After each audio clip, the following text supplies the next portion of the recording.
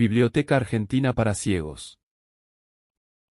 Colección Centenario, 100 años 100 libros. Ciclo de entrevistas, Entre Nosotros. Con el apoyo de la Fundación 11 para América Latina. Muy buenas tardes, bienvenidas y bienvenidos a un encuentro más del ciclo Entre Nosotros, un ciclo que es parte del proyecto 100 años 100 libros de la Biblioteca Argentina para Ciegos, el proyecto que cuenta con el financiamiento de FOA, la Fundación 11 para América Latina. Nos encontramos en la Biblioteca Argentina para Ciegos, en nuestro salón Julián Vaquero, rodeados de libros en braille, con este piso de madera, con estos pianos que siempre dan esa calidez y esa particularidad a nuestro salón único en el mundo, diría yo, me atrevo a decirlo. Hoy es jueves 11 de diciembre, mi nombre es Lucía y es un enorme placer volver a encontrarnos aquí, los que hoy pudimos estar y después los que nos van a escuchar en nuestro canal de YouTube, para compartir una de las entrevistas que Adriana nos prepara. Este proyecto tiene que ver con los libros en braille, con esta manera de encontrarnos a leer en nuestra intimidad. Nosotros como personas ciegas siempre tenemos muchas formas de acceder a la lectura, no nos podemos quejar, en audio, ahora con las voces de inteligencia artificial, pero el braille, que es leer con los dedos, siempre tiene su magia y su intimidad para poder hacerlo. Y este proyecto nos ha permitido acceder a nuevos libros, a conocer autores, en este formato tan querido y tan especial para nosotros. Así que no les entretengo más, los dejo con mi amiga y compañera Adriana Rodríguez para que nos cuente de qué se trata la entrevista de hoy. A ver. Bueno, muchísimas gracias, Lucía. Muchísimas gracias a todos los que están acá presentes con nosotros. Efectivamente, es un gusto volver a recibirles a todos y a todas en esta segunda entrevista presencial que estamos haciendo como parte del ciclo Entre Nosotros, un ciclo que además se está nutriendo con muchas otras entrevistas también hechas vía virtual a través del formato de videollamada y que estamos publicando en el canal de YouTube de la BAC. Y para mí es un enorme placer poder presentarles hoy a un autor venezolano, argentino también ya. Sí, casi. Casi. Bueno, venezolano, argentino, podríamos decir, compatriota. Sí. Así es, paisano. Uno de cuyos libros está también formando parte de la colección 100 años, 100 libros. Una colección que desde la ficción aborda temas de vigencia actual, en la que hay representación de autores de toda América Latina y que aborda distintos géneros de la narrativa contemporánea, desde la microficción, pasando por cuentos, novelas, crónicas, así que crónica literaria por supuesto, estamos muy felices de que cada día la colección va creciendo, son más los libros que estamos poniendo a disposición de todos los socios y socias de la BAC. Y hoy me acompaña pues Gustavo Valle. Les voy a contar un poco quién es él. Gustavo nació en Caracas en 1967, es novelista, ensayista, cronista y poeta, licenciado en letras por la Universidad Central de Venezuela, nuestra alma mater. O sea, los dos conocimos ese pasillo hermoso, donde fue además profesor del Departamento de Literatura Latinoamericana y Venezolana. Él cursó además el doctorado en Literatura Hispanoamericana de la Universidad Complutense de Madrid y entre sus libros publicados ha publicado los poemarios Materia de Otro Mundo en 2003, Ciudad Imaginaria en 2005 y La Máquina de Leer los Pensamientos en 2024. Los libros de crónicas La Paradoja de Ítaca en 2006 y El País del Escritor en 2015 y las novelas Bajo Tierra 2009, a la que se le otorgó el premio de novela Adriano González León, además del premio de la crítica en Venezuela, publicada en 2010. Happening en 2013, premio del concurso transgenérico de la Fundación para la Cultura Urbana, también en Caracas, y premio de la crítica en Venezuela en 2014. Y el libro que nos va a ocupar esta noche, Amar a Olga, 2021, de la editorial, publicado por la editorial española Pretextos. Y más recientemente, recién salidito del horno, El brillo de los niños, publicado en 2025. Como compilador ha publicado, junto al docente, investigador y crítico venezolano Carlos Sandoval, el libro Salvar la Frontera, muestra de cuentos de escritores venezolanos migrantes, publicado por la editorial Equidistancias en 2024. Sus ensayos, reseñas y crónicas han sido publicados en diversos medios de Argentina, España y Venezuela. Así que bueno, esa es como la semblanza biográfica.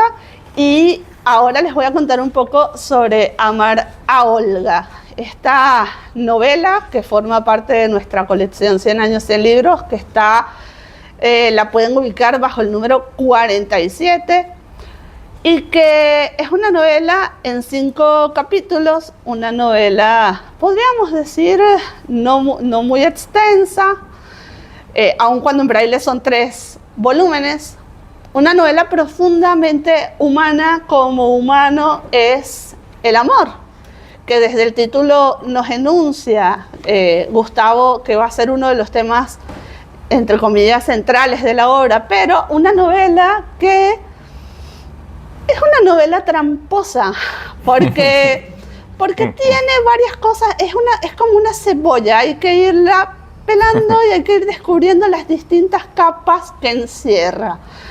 Por un lado, por supuesto, les decía ya, una novela de amor, una novela en la que efectivamente hay un personaje que está pues tratando está viviendo un amor presente y al mismo tiempo pasa por el tema de recuperar un amor pasado, un amor de adolescencia además, entonces hay mucho juego con el tiempo, pero eso lo vamos a ver un poquito más adelante. Y con el amor, el deseo, el sexo, los intríngulis de tener una pareja estable y entonces la fidelidad o la infidelidad.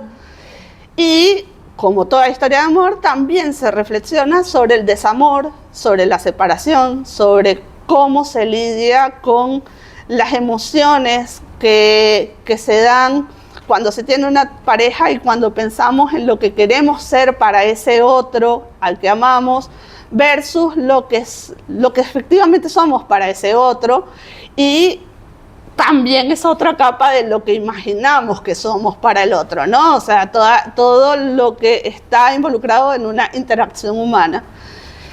Y como parte de lo que son los afectos, también hay una capita dedicada a la amistad, porque también en la adolescencia se forjan las amistades que pueden acompañarnos en el resto de la vida, y luego hay amistades que surgen, por ejemplo, de las aventuras o de algunos hechos más fortuitos en la adultez, ¿no? Como tener una aventura extramarital y terminar siendo amigo de esa persona con la que se...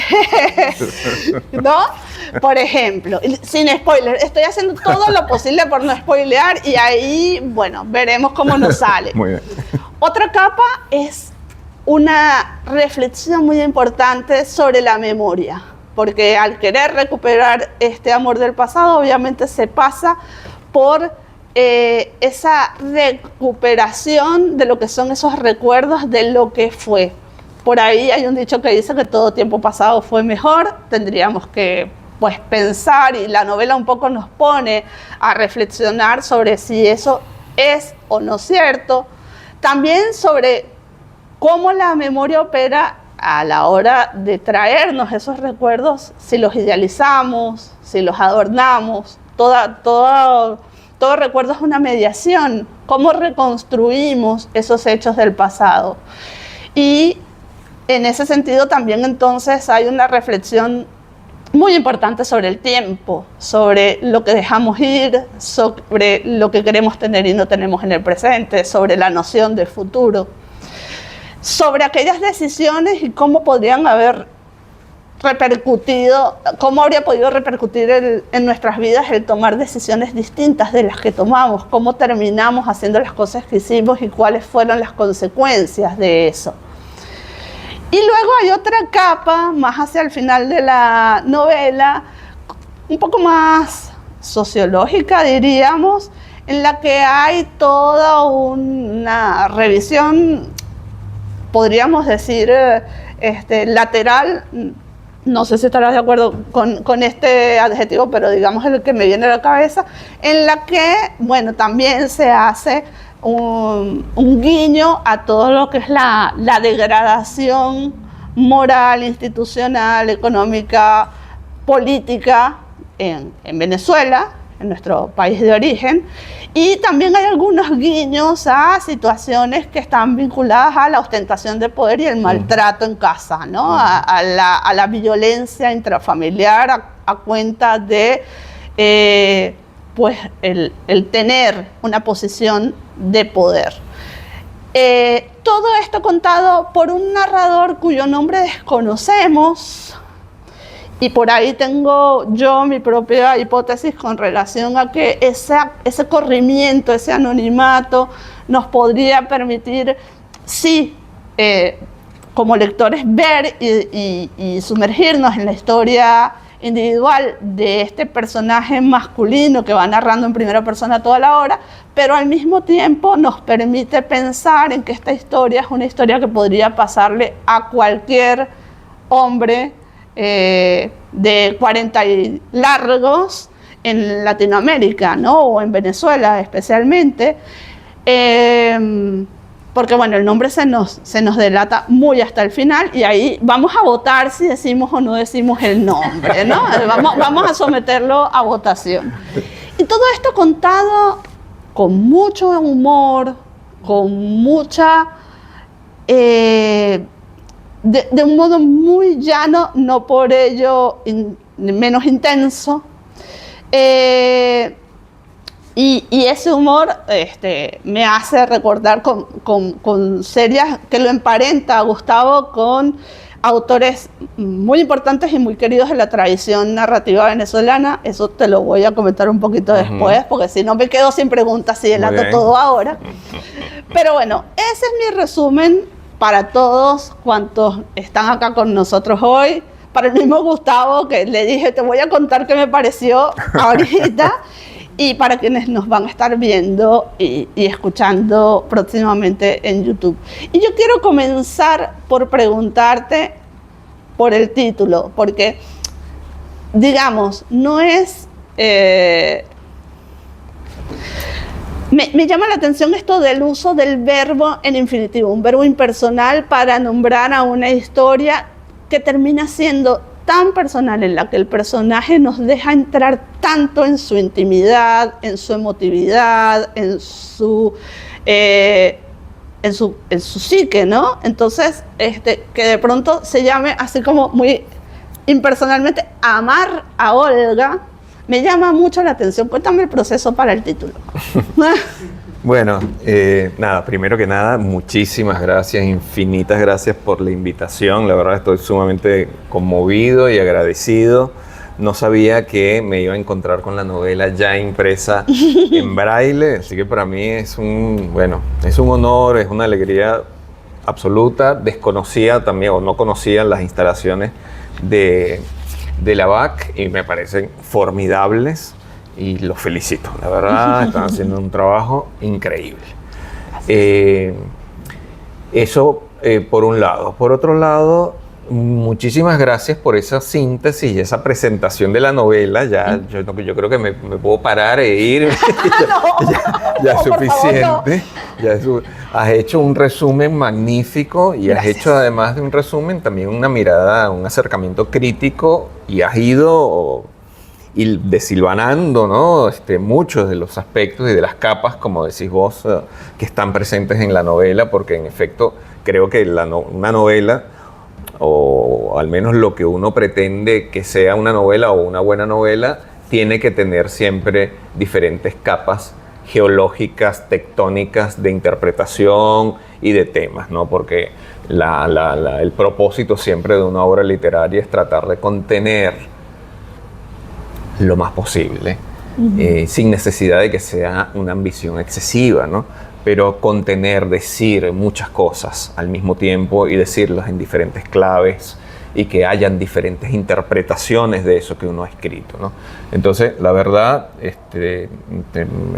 me has retrotraído a un momento en el que estuve trabajando en la novela, en el que estuve pensando en todos esos elementos, porque nos pasa a los autores lo siguiente, ¿no? Como uno está escribiendo siempre, y uno pasa de un proyecto a otro proyecto, y de ese proyecto pasas al otro, bueno, los libros que van quedando atrás, las noticias que uno tiene de esos libros te las dan los lectores, porque uno ya está en otro proyecto, ¿no? Uno está en otro proyecto, ya yo estoy, como bien decís, acabo de publicar recientemente, de hecho el domingo llegaron a mi casa los primeros ejemplares de mi última novela, publicada en España también, que se llama El brillo de los niños, y ahora estoy terminando otra.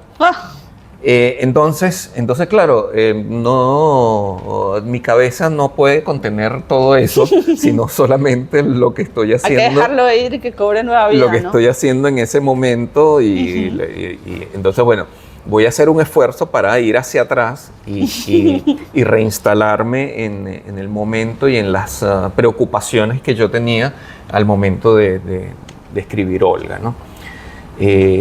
Bueno, fíjate, dije Olga y no dije amar a Olga, ¿no? Que en muchos casos es la forma en que yo la resumo, ¿no? La verdad es que yo suelo tener una relación con los títulos muy rara, ¿no? Porque generalmente desde el principio, cuando yo comienzo a enfrentar un proyecto, siempre tengo un título. Y ese es el título que está acompañando el archivo Word y que me acompaña casi siempre.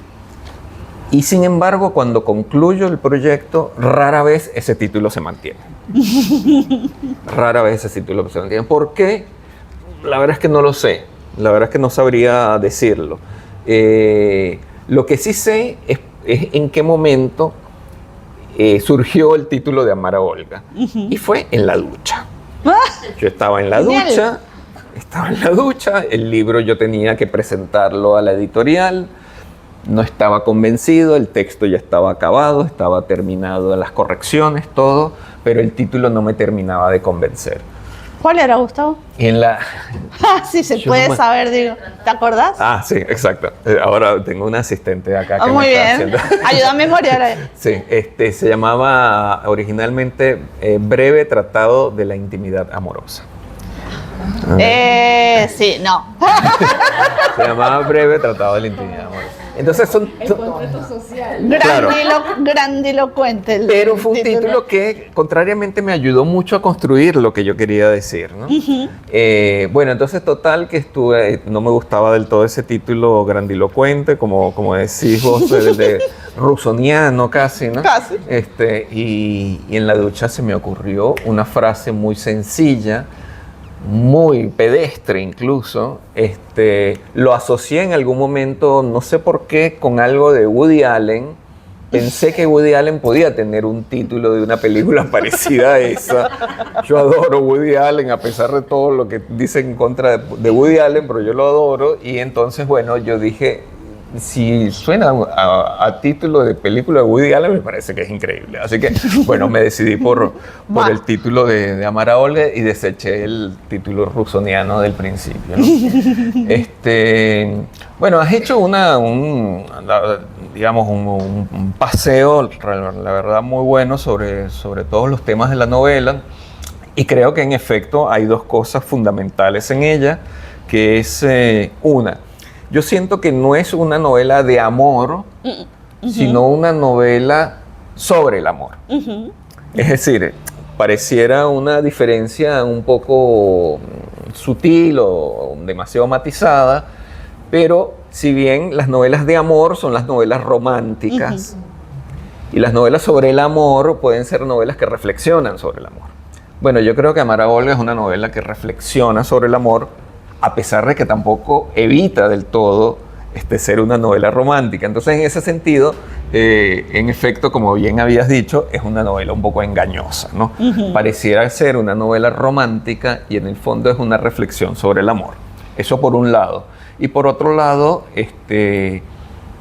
y ahí es donde yo siento que yo me esforcé más y quise que se notara la exploración que hice en ese sentido, que es el de la memoria, ¿no? ¿Por qué? Porque siento que la memoria es realmente la herramienta principal de los escritores, la herramienta principal de los novelistas. Creo que sin memoria no hay novela, no hay novela sin memoria. Creo que no es nada más un tema de que a medida que uno se va haciendo viejo va viendo hacia el pasado. No, creo que realmente la imaginación como tal, que es el ingrediente principal de la creación literaria, es memoria. Porque todos sabemos que la memoria no es la copia de algo que se quedó en el pasado, sino que en ese proceso de recuperación de esas experiencias, las modificamos, la teñimos, la desteñimos, la ponemos para arriba, patas arriba, lo que sea.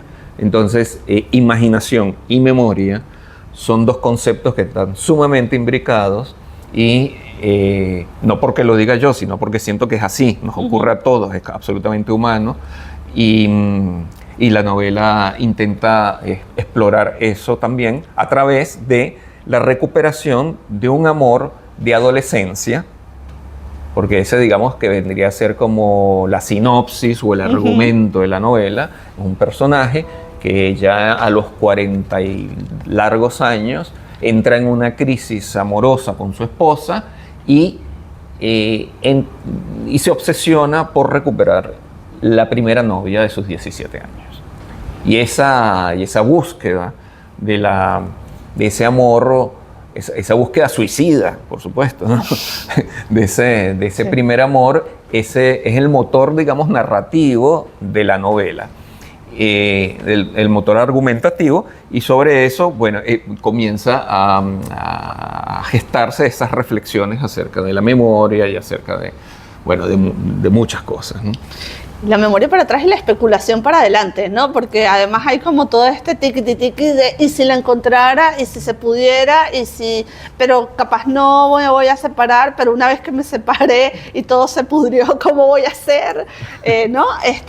Que me parece muy interesante porque justo es este juego de que el presente siempre es como un concepto muy difuso porque permanentemente se está teniendo o de pasado o de futuro, ¿no? O sea, estamos en el momento presente siempre o retrotrayendo o proyectando. Y me parece que en ese sentido dejas mucho material para pensar porque este hombre permanentemente está en su cabeza, ¿no? Esto es porque además, y te quiero hacer esa pregunta, el entorno que él tiene, o sea, digamos, él está como aburrido, ¿no? Él escribe reseñas, el trabajo que tiene no resulta ser muy estimulante, parece que está bastante ya habituado a lo que tiene que hacer, como muy relajado, no le ofrece retos el trabajo, o pareciera no ofrecérselos, y el resto del entorno, por las situaciones que ya conocemos y que de algún modo están sugeridas en la novela, porque en eso eres bastante sutil, al menos en esta primera parte más intimista, en la que él se nos despliega en toda su afectividad. Ese entorno parece ser muy hostil, entonces él parece refugiarse en su cabeza para todo. Y encima su relación de pareja parece también estar en un momento estanco, ¿no? En un momento en el que tampoco lo moviliza suficientemente como para no querer fugarse. Esto de la obsesión, esto de jugar con este sentimiento, porque yo entiendo aquello de no me mueve nada de lo que tengo alrededor y me fugo, pero llevarlo a los extremos a los que llevas la obsesión de este señor a mí me plantea la pregunta de o sea, este nivel de intensidad, ¿qué querías dejarnos a los lectores o como qué resonancia querías lograr con este nivel de obsesividad tan llevado al extremo en algunos momentos de la novela? Bueno, quizás sin exageración no hay literatura, ¿no? Bueno, sí, la hipérbole, claro. Eso por un lado. Estamos hablando, para ponerlos en asunto, estamos hablando de un personaje que en efecto trabaja como reseñista para unas enciclopedias españolas a distancia, y lo que hace es subir contenidos, como dicen ahora, y con eso tiene una compensación en euros que le permite sobrevivir en medio de una escalada inflacionaria terrible, que es la de Venezuela, la Venezuela de los últimos, no sé, de los últimos varios años, sí. Bastantes años, ¿no? Tiene esa relación, digamos, como estancada con su esposa. Hay una frase que a mí siempre me la recuerda mucho, creo que está en la primera página, que habla de esa relación de amor estancada con la esposa, que dice, bueno, estoy bien con ella, salimos una vez, podemos irnos a la playa de vacaciones una vez al año, y tenemos cada tanto un orgasmo honesto, dice. Exacto, sí. Entonces, esa frase del orgasmo honesto, que yo la verdad es que la escribí, digamos, sin malas intenciones, ¿no? Quedó resonando mucho, ¿no? Y muchas personas me lo han apuntado. Entonces, bueno, en medio de esa situación como estancada, yo necesitaba que el personaje, a ver, en literatura como en los guiones cinematográficos, hay una norma y hay una ley que es que a tu personaje tienes que darle palo. Al personaje tienen que ocurrirle miles de cosas. El personaje tiene que irle mal, el personaje tiene que ser frágil, el personaje tiene que tener debilidades. Porque la única forma que uno establece una empatía con un personaje dentro de una obra literaria es esa. Si no, los personajes felices no nos llaman mucho, ¿no? Si no es un libro de autoayuda, de autosuperación, ¿no? El personaje tiene que sufrir en el sentido de que tiene que estar en una situación comprometida, ¿no? Entonces, como todos también en nuestras vidas, en diferentes etapas estamos en situaciones comprometidas permanentemente, entonces se establece la conexión, se establece la empatía inmediatamente. Entonces, bueno, la forma en que yo quise establecer esa conexión y ese puente fue poniéndolo a obsesionarse, ¿no? Por la búsqueda de este amor. ¿Por qué esa obsesión? Bueno, una de las respuestas es esa, ¿no? Yo necesito que el personaje toque fondo, le vaya mal, ¿no? Para luego poderlo manipular, para luego poder armar algo con él y empujarlo hacia un destino, ¿no? ¿Por qué? No sé, hay respuesta que no sabría dar, ¿no? ¿Por qué ese nivel de obsesión? Yo sentí que realmente, a ver, la obsesión es la obsesión siempre que es hiperbólica, sí, porque si no, no es obsesión, ¿no? Sí. Tiene que ser algo que se escapa de todo tipo de raciocinio, ¿no? Porque si no es, bueno, es una conducta. Es un toque ya. Exacto. Entonces, sí. No, esto tenía que ir hasta el final y hasta el final lo llevé y, bueno, y pasaron cosas. Pasaron, sí. Adriana, sí. No es el momento de preguntas, pero me tengo miedo de que nos vayamos de acá. Mi nombre es Mariano. Te pregunto, sí. Si me interesó mucho el comentario de el personaje tiene que padecer, sufrir, le tienen que pasar cosas, tiene que alegrarse.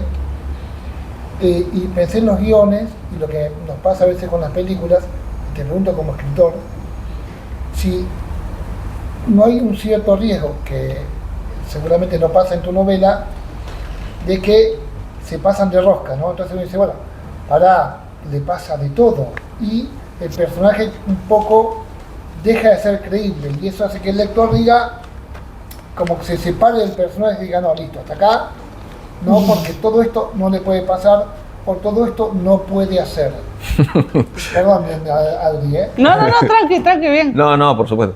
Yo hablé de lo que uno se propone, luego el producto final es otra cosa. El producto final es otra cosa. Lo que uno se propone es eso. Y cada lector juzga también hasta dónde la verosimilitud le llega o no le llega, ¿no? También. Claro, la manera en que eso luego se cuaja y resulta en obra y que es respetada y continúa en la memoria y en la empatía de los lectores, bueno, ya eso es otra cosa, ¿no? Pero es verdad, hay novelas y sobre todo películas hoy en día, no sé, uno ve Netflix o estas cosas, donde es inconcebible que le ocurran tantas desgracias, ¿no? Sí. Sin embargo, como ya sabemos bien, la realidad supera toda ficción y con solo leer los periódicos uno se entera de cosas que realmente son tremendas, ¿no? Y que si uno traslada eso a la ficción no te lo crees. Y si te lo ponen en un periódico es inevitablemente verosímil, ¿no? Claro. Entonces, bueno, eso. Sí. Pero además se obsesiona.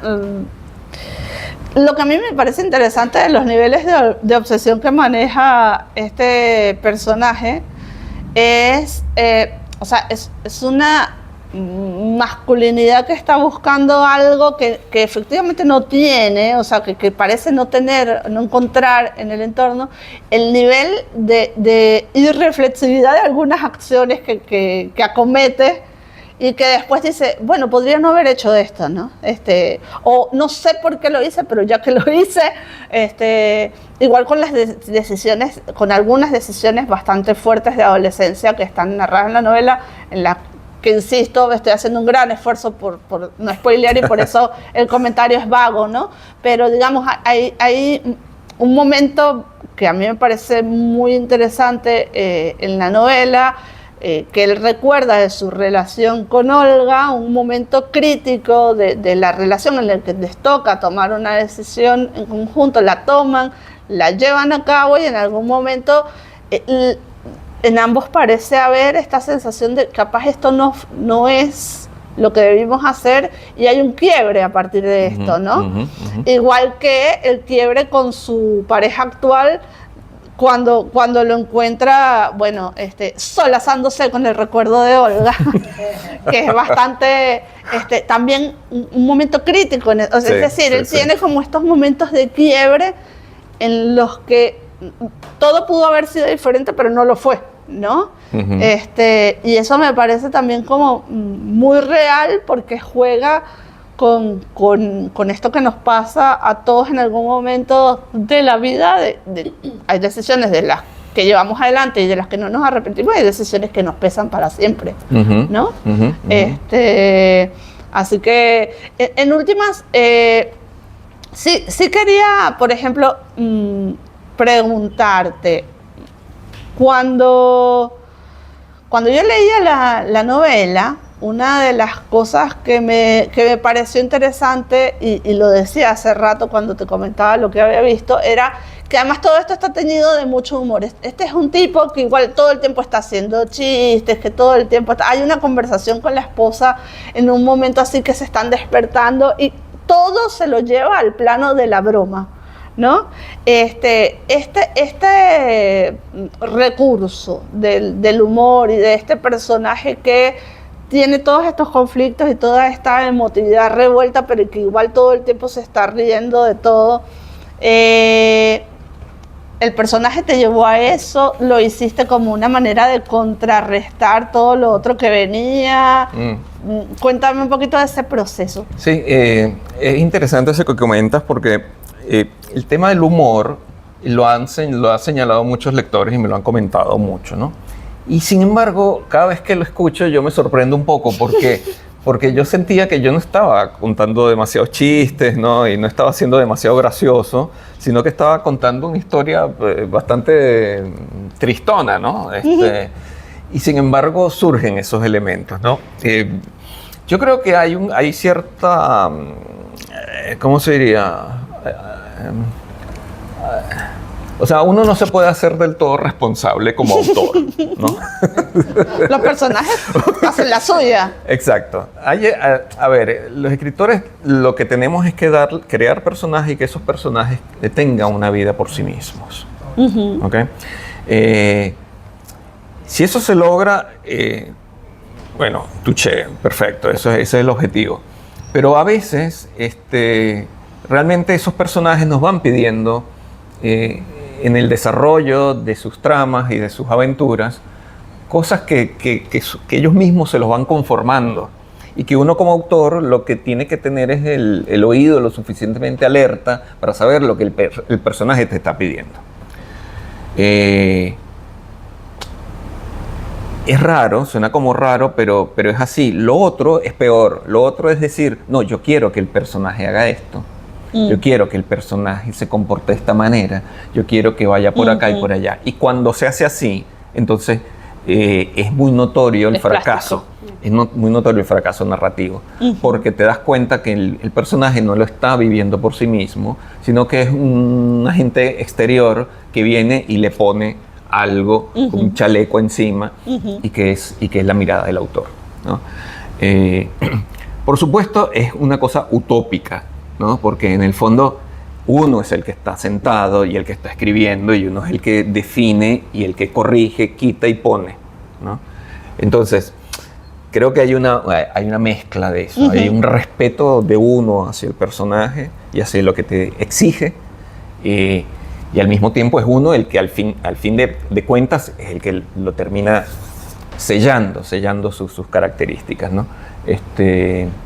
Yo recuerdo cuando yo estaba en Venezuela, yo comencé escribiendo poesía, ¿no? Y acudía a muchos no, a un taller literario muy importante allá de un gran autor llamado Alfredo Silva Estrada. Y bueno, estuvimos muchos años ahí. Mis primeros poemas yo los escribí en ese taller, ¿no? Que es un escritor muy, muy reconocido, ya muerto. Y yo, de muy joven, yo le preguntaba a Alfredo, con una gran admiración, yo le decía, ¿cómo haces para escribir cada libro, ¿no? O sea, que le hacía una pregunta muy, muy básica, ¿no? Pero que en ese momento yo no tenía respuestas, ¿no? Y él me dice, bueno, es que yo tampoco lo sé, porque cada libro que yo escribo me exige una manera diferente de ser escrito, ¿no? Entonces, bueno, eso a mí me quedó resonando mucho, ¿no? Y lo adapto de alguna manera a lo que estamos comentando sobre los personajes. Cada vez que yo creo un personaje para una novela, ese personaje, yo trato de darle la mayor libertad posible para que él me pida, me exija los recursos y los rasgos de identidad que necesitan para la historia, ¿no? Eso. Así que lo del humor te sorprende, mira. Me sorprende un poco. Entonces me parece que es más del personaje que mío. Es posible. Yo creo que sí. Pero lo tiene mucho. De hecho, hablando de los parentescos, ese humor a mí me recordaba mucho. Yo leía la novela y recordaba mucho con sus particularidades de cada uno. Al final cada uno tiene su estilo, pero me recordaba mucho el humor de Eduardo Liendo, un escritor muy importante en Venezuela que partió recientemente, falleció justo este año, este gran amigo. Y también pensaba, cuando leía la novela, que en otro escritor muy querido para mí, que es Pancho Maciani, por esta búsqueda de ese adolescente que parece no abandonar nunca, o este sujeto que parece nunca abandonar la adolescencia, estar como con un pie metido allí todo el tiempo, y al mismo tiempo por este paseo que nos das también por algunos lugares significativos de nuestra ciudad, de los paseos a la montaña o ciertas descripciones de lugares muy puntuales de la ciudad, ¿no? ¿Fueron ellos influencias para ti? ¿Qué influencias literarias, no solo venezolanas, podrías contarnos que tienes? Bueno, primero retomo un poco con respecto a lo del humor y Eduardo, porque quizás creo que también es una novela profundamente caraqueña. Sí. Es una novela que está ambientada en la ciudad de Caracas y hay un reconocimiento muy concreto de espacios reconocibles de la ciudad y de la montaña, ¿no? Y yo sospecho que cada espacio territorial viene acompañado de un humor en el sentido general, ¿no? Humor sensible, de sensibilidades, ¿no? De climas emotivos, emocionales, ¿no? Y probablemente Caracas tiene también esos climas emocionales y ese humor que inevitablemente yo, como caraqueño, bueno, lo traslado, ¿no? en mi obra. Entonces, quizás un poco tenga que ver también el tema de la ciudad y de la gente que habita y que habitamos o que habitamos allá. Luego, con respecto a las influencias, bueno, yo de Eduardo, yo le he leído mucho a Eduardo y tengo una gran admiración por una novela incluso muy vieja que él se desdecía mucho, que se llama Los Topos, que es una novela de la etapa de la guerrilla de él, cuando él estaba... Cuando él era... Exacto. Y recuerdo que cuando yo alguna vez terminé de leer la novela y le dije, Eduardo, esta novela es increíble, él me dijo algo así como, no, por favor, no me digas eso, ya no me digas eso, porque sí. ya no. A mí también me lo... Ya no, claro, porque ya esa etapa revolucionaria de la vida armada de él, él ya se había separado completamente de eso, había tenido un conflicto vital con esa etapa suya, y bueno, y después todo lo que pasó en Venezuela pues también vino a refrendar eso, ¿no? Sí. Pero la novela es magnífica. Sí. La novela es magnífica, entonces más allá de eso. Entonces, bueno, Eduardo y Pancho Maciani también tiene esa cosa caraqueña y de humor y el amor adolescente en el caso de Pancho, que es muy importante. Sí. Sin embargo, hay una novela que a mí bueno, hay un autor en general que es inglés, que se llama Julian Barnes, que a mí me gusta mucho, está publicado por la editorial Anagrama, acaba, por cierto, de sacar una última novela. Y tiene una novela que ganó, me parece que el Booker International de hace, no sé, 7 años atrás o 8 años atrás, que se llama El sentido de un final, y que tiene como motor la búsqueda de un primer amor, ¿no? Digamos que yo tomé prestada la idea de Julian Barnes, porque además es una novela que a mí me apasionó muchísimo, me parece un gran libro. Y después, por supuesto, hice un libro completamente diferente, ¿no? del de él. Pero esa idea, ese hilo inicial, que es ir en busca de un primer amor a los 17 años, 30 años, 35 años después, que es una de las ideas más disparatadas que se le puede ocurrir a cualquiera, ¿no? Porque es una empresa desde ya fracasada. Bueno, eso lo tomo de Julian Barnes, y después ocurren cosas que son muy, muy curiosas, ¿no? Porque estos grandes novelistas lo que hacen es trabajar con sensibilidades colectivas, porque ¿qué es lo que pasa? Todos tenemos un primer amor de adolescencia. Entonces, en muchos casos, una vez que se publicó la novela y la leyeron, muchos lectores me decían, es que todos tenemos una Olga. Todos tenemos una Olga. Porque siempre está ese tema de ese amor, primer amor, que es inolvidable. Lo que no quiere decir que sea el mejor, ni mucho menos. Pero es que lo salgamos a buscar cuando cumplimos 48. Claro, exactamente. Pero es un hito que ocurre ahí porque es lo primero, la primera experiencia amorosa. Entonces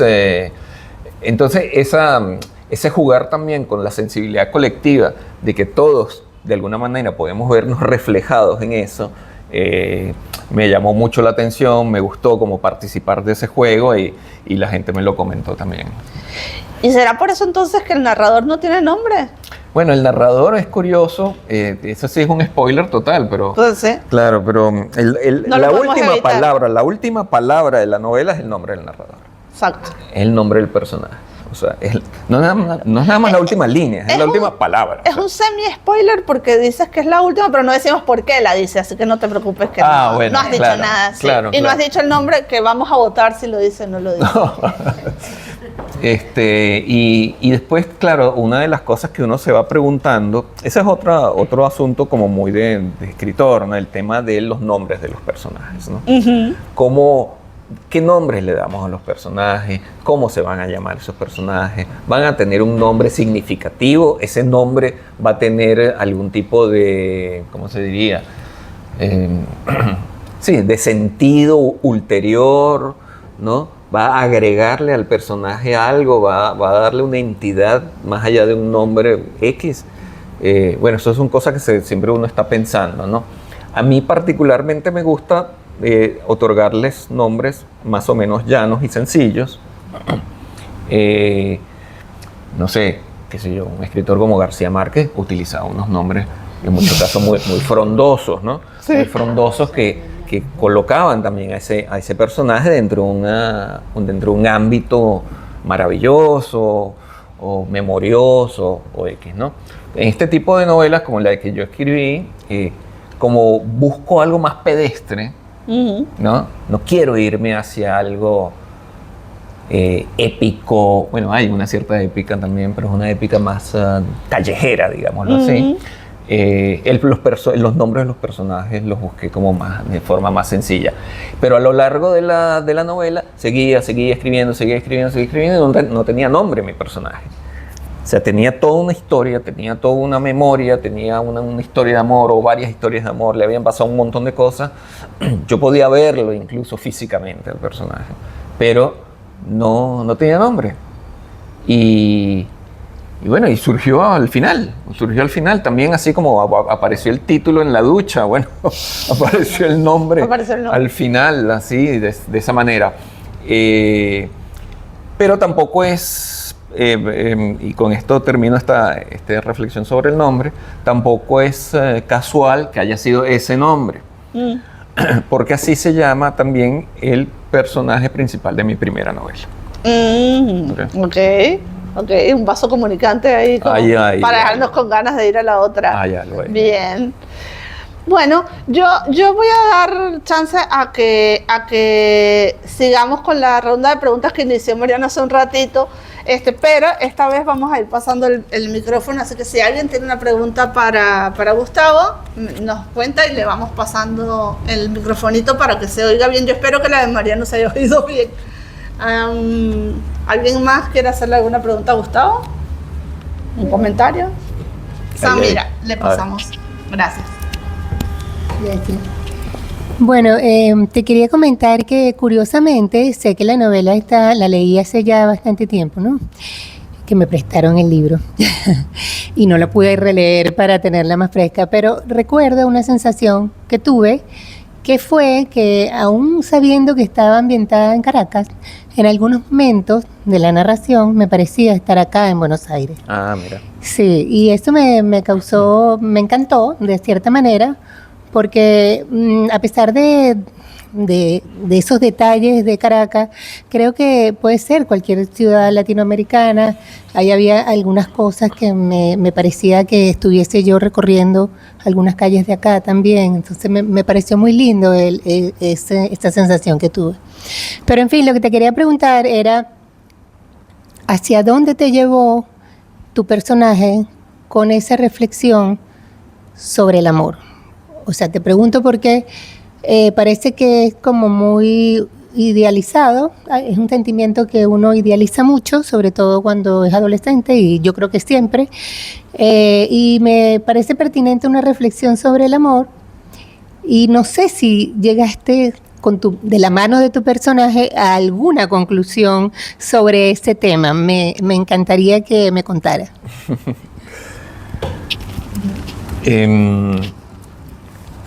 Te voy a responder con una cita que tengo en la novela, que tomo prestada de un escritor norteamericano que se llama John Williams, que escribió una novela que se llama Stoner. Stoner es una gran novela que se la recomiendo mucho, sobre un profesor universitario en Estados Unidos. Y él tiene una frase que dice: el amor es, en definitiva, conocer a otra persona. ¿No?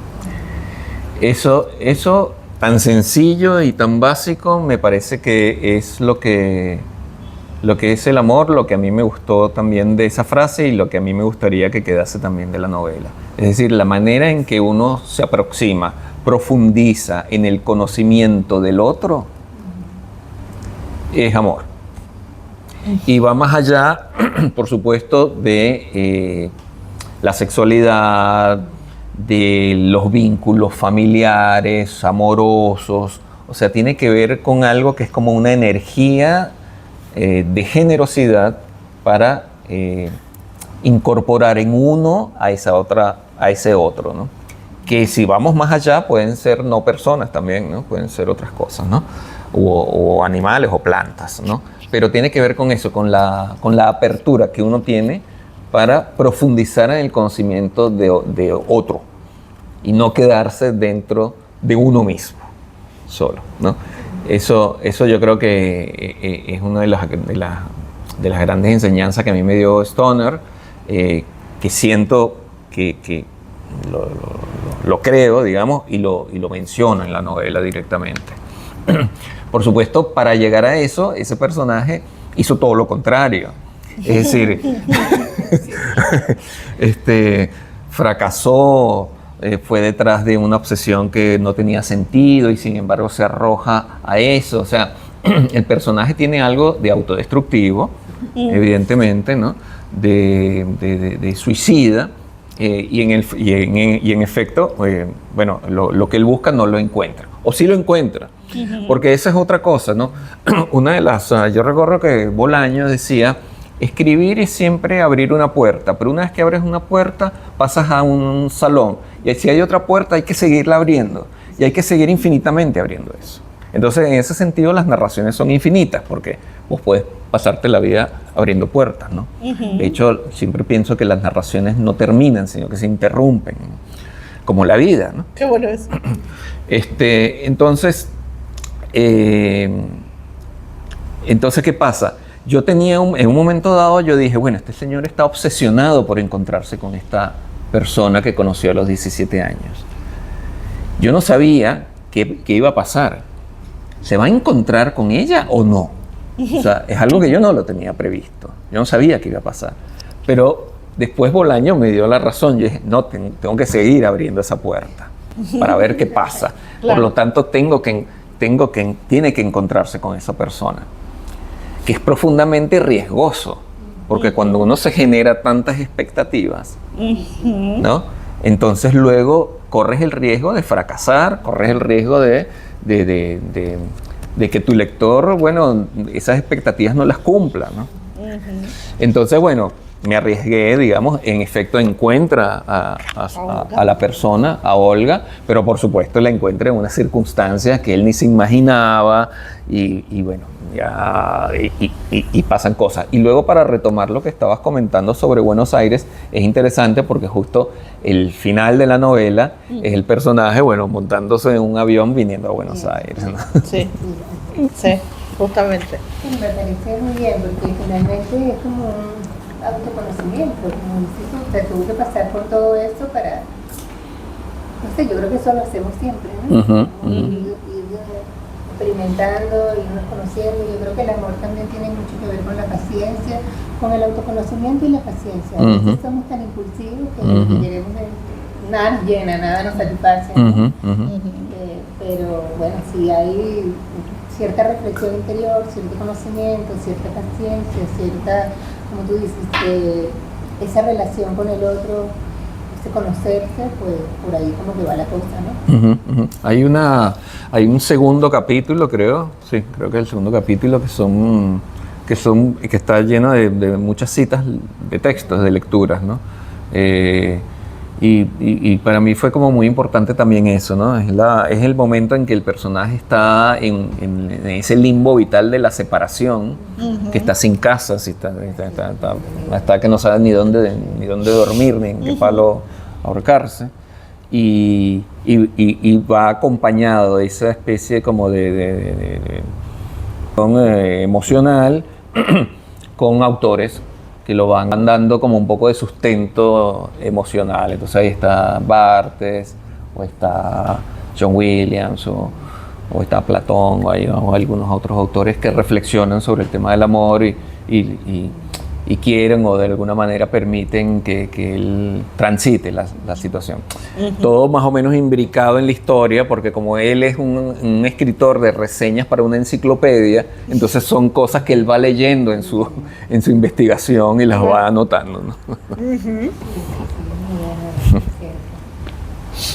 Gracias. ¿Alguien más? ¿Algún otro comentario, pregunta? Sobre lo que quieran, no nada más sobre el libro. Pueden preguntarle. Él puede decir que no también a lo que le pregunten, si es muy chusma la pregunta. A ver, ¿alguien más se anima? Si es chusma la pregunta, mejor todavía. Ah, ¿viste? Está dispuesto. ¿Y cuánto hace que está en Buenos Aires? Tengo 20 años ya. Se nota porque cuando llegó tenía un yeísmo, soy Gustavo Valle, o sea, ya tenía ¿En serio? el yeísmo súper Y viste marcado. cómo voceas. Wow. Vocea muchísimo. Sí. Wow, wow. Cuando, como Adri está más venezolanizada, ahí se venezolanizó. Sí, yo otra vez. todavía estoy... Claro. No, yo Lo cumplí... nuestro son mixturas los acentos ya a esta altura. Claro. No. Pero bueno, viniste en el 2004. Tómale en el otra micrófono. época. Ah, perdón. Digo, en el 2004, en otra época, no fue esa explosión de venezolanos que vino, claro. sino que cómo fue esa circunstancia de venir para aquí. Claro, bueno, qué interesante. Fue en el 2005, ¿no? Llegué justo el 25 de julio de este año, cumplí 20 años exactamente, que para mí es como una especie de, no sé, me da vértigo, ¿no? Porque son muchos años fuera del país. Antes de estar acá en Buenos Aires, yo también estuve 6 años en Madrid, entonces bueno, hay todo un derrotero ahí de migraciones, ¿no? Era totalmente distinta la relación de los venezolanos con Argentina y Buenos Aires en esa época. De hecho, yo prácticamente no tenía amigos venezolanos, ¿no? No había venezolanos. Yo solo iba a la biblioteca de la embajada. La embajada de Venezuela tenía una biblioteca.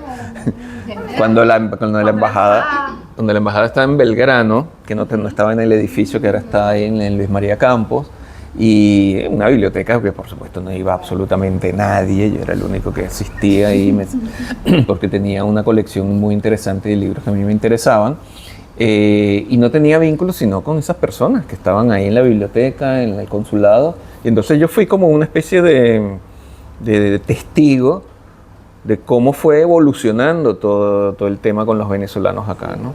Al principio ninguno, luego los que me los encontraba en los shoppings porque venían con dinero, claro. Y hacían compras. La época de Cadivi, que era un dólar barato, entonces venían a hacer compras. Después vinieron los venezolanos a estudiar. Luego esos que estudiaban, luego intentaban quedarse. Luego comenzaban a llegar las familias, bueno, y así hasta ahora, ¿no? Quizás en esa época venían los venezolanos más politizados. Toma el micrófono. Gracias. Quizás, Gustavo, en esa época venían los venezolanos más politizados que tenían, digamos, ciertas dificultades vinculadas con el gobierno de entonces. Entonces era como una migración venezolana muy pequeña, pero muy politizada, y era difícil conseguir arepas, ¿no? Era absolutamente difícil conseguir arepas. Absolutamente difícil. Lo de la harina es ahora. Lo de la harina es ahora. De hecho, yo no... A ver, yo soy un venezolano bastante particular porque mi padre era de Bolivia, mi madre es de Nicaragua, mi familia vivió en Nueva York, en New Jersey, en Los Ángeles y en Puerto Rico antes de ir a Venezuela. La idea de la familia era vivir en Brasil y por una circunstancia laboral de mi padre recalaron de manera temporaria en Venezuela y esa temporaria para siempre. Y esa temporaria terminó siendo para siempre y mis hermanas mayores nacieron en Estados Unidos, pero luego somos 6 hermanos, el resto todos nacimos en Venezuela. Entonces, yo soy venezolano 100% porque me nací y me crié y me formé en Venezuela. Pero en mi casa jamás se comieron arepas. y bueno, se comían comidas nicaragüenses o se comían comidas bolivianas, claro. Pero luego yo salía y todos mis amigos eran venezolanos. Entonces, bueno, yo he tenido también una relación con las migraciones muy de sangre, Después también me fui a España, vine para acá, entonces bueno, no me resulta algo ajeno. Desde chico yo he tenido ese vínculo, mis hermanas no vivían en Venezuela, yo las iba a buscar al aeropuerto, entonces bueno, qué sé yo, acostumbrado a las distancias. Sabes que yo pensaba en esto, ¿no? Que con tanto Pásale. tiempo, ay, perdón, con tanto tiempo fuera de Venezuela y tu libro es tan, tiene tanta esencia de Caracas, ¿no? Ujú, ujú. Entonces yo decía, pero qué memoria hay que tener, ¿no? Ajá. O qué habilidad, o qué hilo que te conecta con aquello que no has olvidado de ninguna manera y que queda plasmado en tus libros con una nitidez que me impresiona para estar tanto tiempo fuera. Ujú. Eso me impresionó mucho cuando leí la novela también. Así poco a poco me voy acordando de las Acordando de cosas. cosas. No sé cómo, ¿verdad? Mira, yo escribo también crónicas, ¿no? Y, y la crónica, yo siento que en mi caso particular, la crónica yo necesito escribirla del lugar donde yo estoy y las novelas escribirlas del lugar que abandoné. ¿Ok? Necesito en la crónica, o sea, la crónica me permite conectarme de manera vital con mi inmediatez cotidiana. Pero como la vida no es solo eso, ¿no? Como la vida es imaginación y recuerdos y memoria, entonces yo utilizo la novela para reconectarme con mi pasado. Por supuesto, como lo dijimos anteriormente, no es una traída de recuerdos, ¿no? Sino es volver al pasado, que es una manera de reinventarlo, de rehacerlo, de reconstruirlo. Porque la memoria, lo sabemos todos, es un proceso de reconstrucción, ¿no? Es un proceso de copia de algo, ¿no? Y entonces, bueno, yo siento que la literatura es eso, la ficción que llaman, ¿no? Es el proceso de inventarse los recuerdos, ¿no? Yo tengo una pregunta. Sí, sí, A sí. ver, va, momento. Venga, momento. Por el bien del futuro. Gracias, Gustavo. No. Y si nos gustara mucho tu novela y quisiéramos elegir otra, por ejemplo, esta última, ¿cuál elegiríamos? ¿Pensás que hay que pasarla a braille o hay que ponerla, hay que escanearla? Con lo cual hay que corregirla, hay que hacer mucho esfuerzo. O sea, no podés elegir cualquiera porque son muchos recursos disponibles para leerla. Qué compromiso.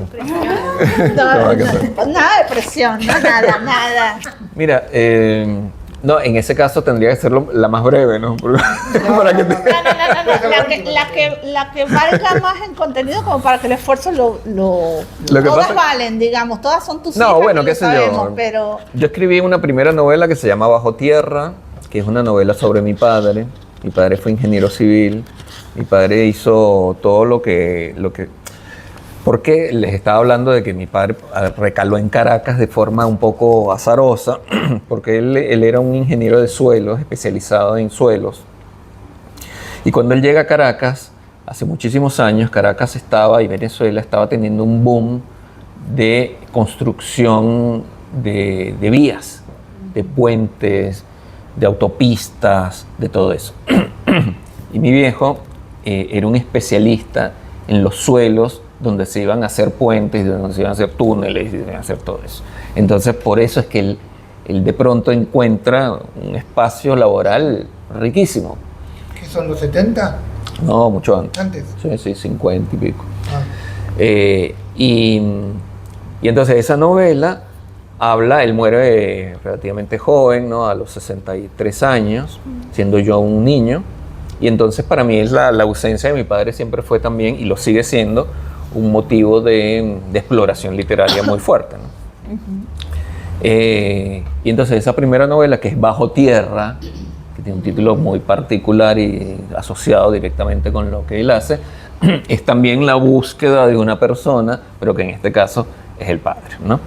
Es el padre, y es una búsqueda del padre subterráneo, ¿no?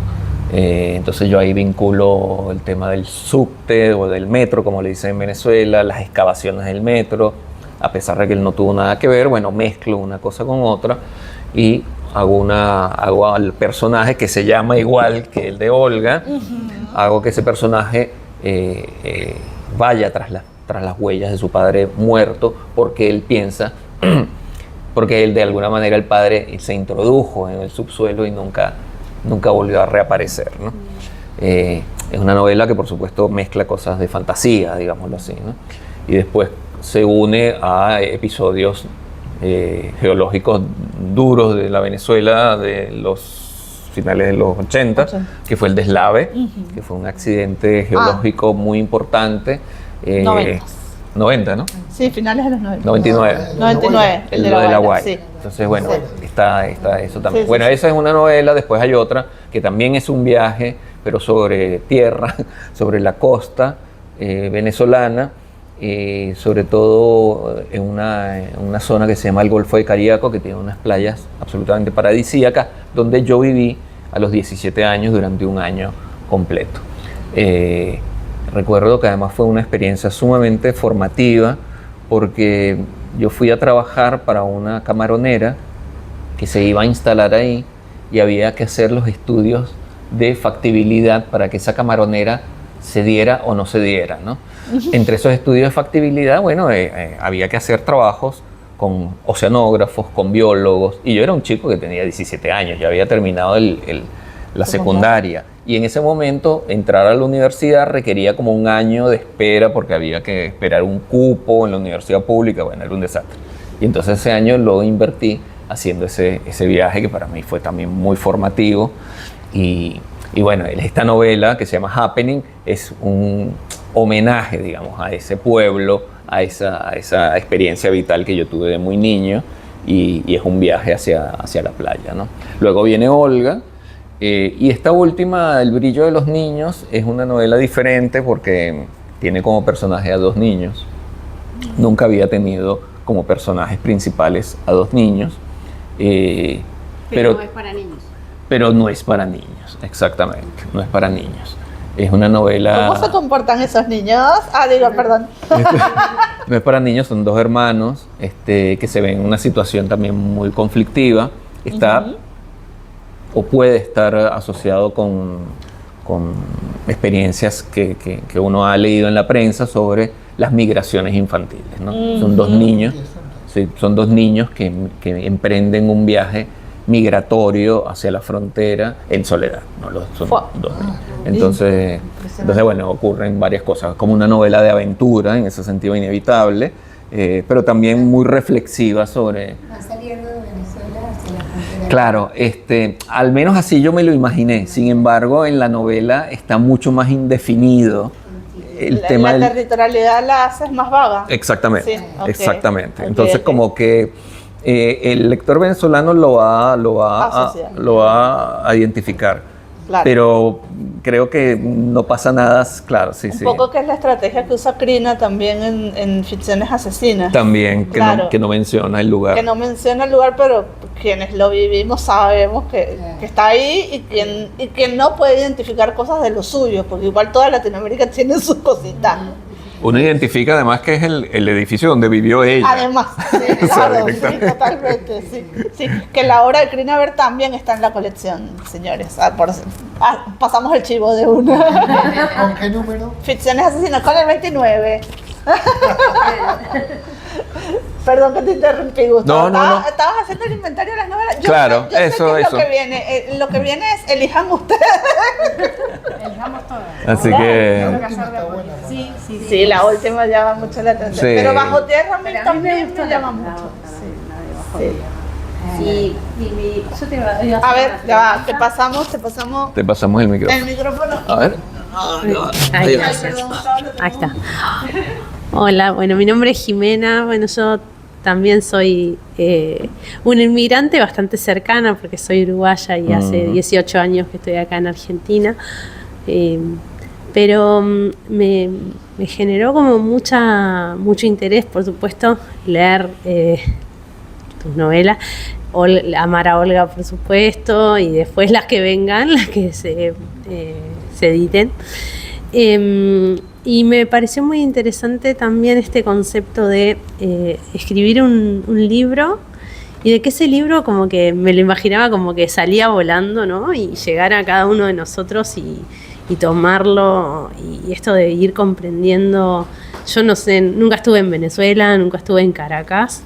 Sí me ha pasado con otras obras que he leído de autores latinoamericanos, de países que no conozco, es encontrar similitudes por esto de ser, bueno, nosotros todos latinoamericanos y hay muchas cosas comunes.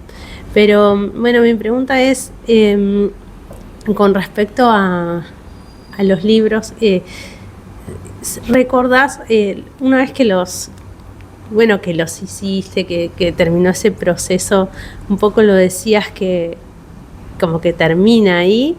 ¿O hay uno en particular o algo que digas, yo este libro siempre lo recuerdo, lo tengo presente y quiero que, no sé, hay un personaje que siempre está en todas las novelas que hice, ¿no? Eso me parece muy, muy interesante y nada, gracias y felicitaciones por todo eso y tengo muchas ganas de leerte. Gracias.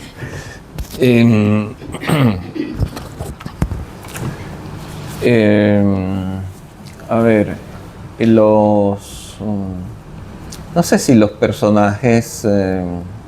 a ver, hay un libro que yo siempre que lo obsequio o lo comparto, siempre digo, te comparto este librito que le tengo mucho cariño. Y es un librito que no es poesía, no es novela, es un librito de crónicas que se llama El País del Escritor. Ese librito yo le tengo mucho aprecio, un librito realmente muy chiquito que contiene 3 textos de crónica, ensayo, es una mezcla de crónica, ensayo, que yo le tengo un particular cariño, entre otras cosas, porque forma parte está publicado por Milena Cacerola y El Octavo Loco acá en Argentina, y forma parte de una colección que se llama Colección de la Nueva Narrativa Rioplatense. Me encanta. ¿No? Entonces yo recuerdo cuando a mí me convocaron, yo les dije a los editores, pero yo soy venezolano, o sea, yo no soy... Y la Amazonia. Claro. Pero dijiste, estás contratado. Yo soy venezolano. Y él me dijo, no, ya vos vivís y trabajás acá hace muchos años. Además, tu hijo es argentino, tu hijo nació acá, vos sos argentino. Y entonces eso a mí me conmovió mucho. Ese gesto de generosidad, de hospitalidad, ¿no? Y entonces le tengo mucho cariño por ese elemento, pero también le tengo mucho cariño porque además es el libro que contiene de alguna manera ese vínculo muy estrecho, muy, muy cotidiano y pedestre con Buenos Aires. ¿No? Por eso que yo les comentaba anteriormente, escribo crónicas sobre el lugar donde estoy y escribo novelas sobre el lugar que abandoné. Bueno, esa crónica es sobre el lugar donde estoy. Claro. Y hago una especie, creo que en algún momento lo menciono como el GPS emocional, que es ir diciendo directamente qué es lo que me rodea, el carnicero, la iglesia evangélica, lo que está ahí alrededor de mi casa, el señor que ensaya para la sinfónica, que es mi vecino, los vecinos del cuarto, del quinto, o sea, tratar de establecer esa especie de perímetro íntimo que no tiene nada que ver, que es todo lo contrario a la memoria de mi país, que está a 7.000 kilómetros de distancia, ¿no?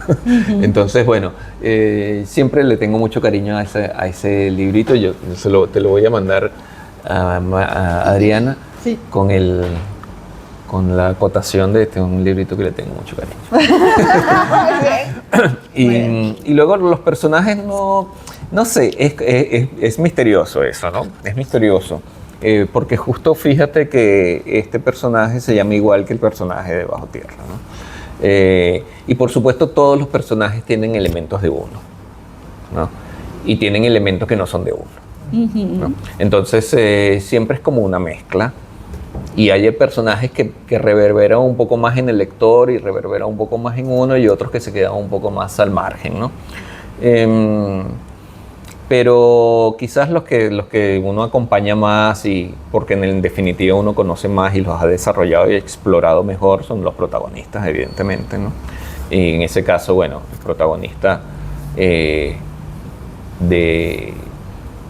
Bajo Tierra, cuyo nombre es Sebastián, el protagonista de Happening, cuyo nombre es Alex, y el protagonista de Amar a Olga, que ya sacarán sus conclusiones, tienen algún tipo de vasos comunicantes, es cierto. O sea, es como si de alguna manera fuesen los mismos personajes, pero que los pusieras en circunstancias completamente diferentes, viviendo una vida diferente en países diferentes, en algunos casos, y en tiempos diferentes. Y sin embargo son más o menos similares, ¿no? Entonces, bueno, hay algo de ese juego. Sin embargo, pero no hago, digamos, sagas. Exacto. No hago sagas, al menos hasta ahora. De pronto le gusta el nombre Sebastián o algún nombre en particular y lo incluye en los personajes. Sí. Cosas con las que uno tiene más afinidad para poder escribir, para poder relatar, ¿cómo pasa eso? Puede ser porque además mi hijo se llama Manuel, no sé, es un nombre que me imagino que su sonoridad me atrajo y ya está dentro de mis libros, ¿no? Entonces respeto Forma su parte presencia. De su universo. Claro. ¿Además? Si no, estamos entonces ya por cerrar, no sin antes, como esto va a ser un episodio más de Entre Nosotros en YouTube, comentarles a quienes nos ven y nos escuchan por el canal de la biblioteca que pueden, en la descripción de este video van a estar las redes de Gustavo por si desean seguirlo, que pueden buscar el Amar a Olga con el número 47 en nuestra colección en braille para préstamo a nivel nacional en Argentina para todos los socios y socias de la BAC. Además, comentarles que pueden seguir a la biblioteca en las distintas redes sociales, en Facebook, Biblioteca Argentina para Ciegos, en X como BAC Biblioteca y en Instagram como Biblioteca Argentina como Biblioteca Argentina para Ciegos. Ya estoy mezclando las redes, mil disculpas. Y por supuesto activar la campanita para que sigan viendo más entrevistas con autores y autoras. Agradecerte, Gustavo, tu tiempo y esta maravillosa charla. Acá estás con los 3 libros en braille que ahorita en un momento más te vamos a pedir que por favor nos firmes. Claro. Y decirles además que como esta es la última presencial del año, que tengan lindas fiestas, felicidades y nos encontramos en el 2026. Yo soy Adriana Rodríguez, coordinadora editorial de este maravilloso proyecto que tantas maravillas me está brindando y será hasta la próxima. Muchísimas gracias. Gracias a todos.